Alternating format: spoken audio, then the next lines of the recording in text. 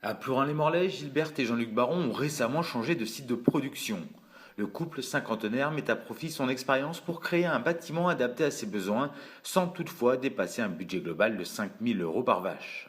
Ça ressemble beaucoup au bâtiment que l'on avait déjà précédemment dans l'autre ferme. Mais bon, comme c'est sur un nouveau site, on a pu optimiser quand même davantage.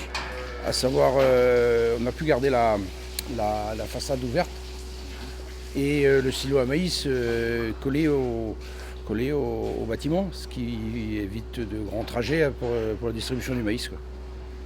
Et on optimise quand même la place, moins de béton, moins de terrassement, enfin, c'était ça l'idée, quoi. Au début, il n'y avait pas de racleur. Après, on a trouvé un système avec un racleur à cordes, pas trop cher. Donc on s'est contenté de ça, quoi.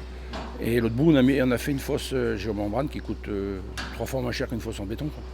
Ils construisent en 2012 le bâtiment au milieu duquel se trouve la salle de traite. Gilberte et Jean-Luc Baron conservent le système de traite par l'arrière en 2x8, mais adaptent la hauteur du quai pour une meilleure ergonomie de travail.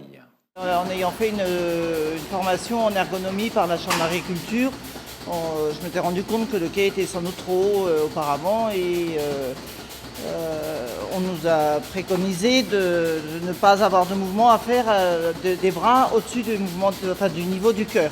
Donc on a baissé de 10 cm par rapport à avant, on est à 92 cm de hauteur de quai contre 102 auparavant. C'est moins pénible, moins d'efforts à faire parce que bon, les génisses continuent à grandir, les mamelles sont de plus en plus hauts.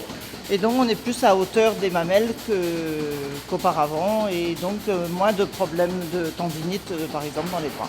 Le couple dispose de 115 hectares de terre plus charruée depuis 2007, Jean-Luc ayant vendu son matériel à cette époque-là, après avoir décidé de cultiver ses parcelles en semi-direct. Depuis, on fait soit un passage de chisel et puis un outil animé classique, ou alors comme dans la parcelle ici, j'ai fait avec une fraise rotative, un sème exact de chez Horsch.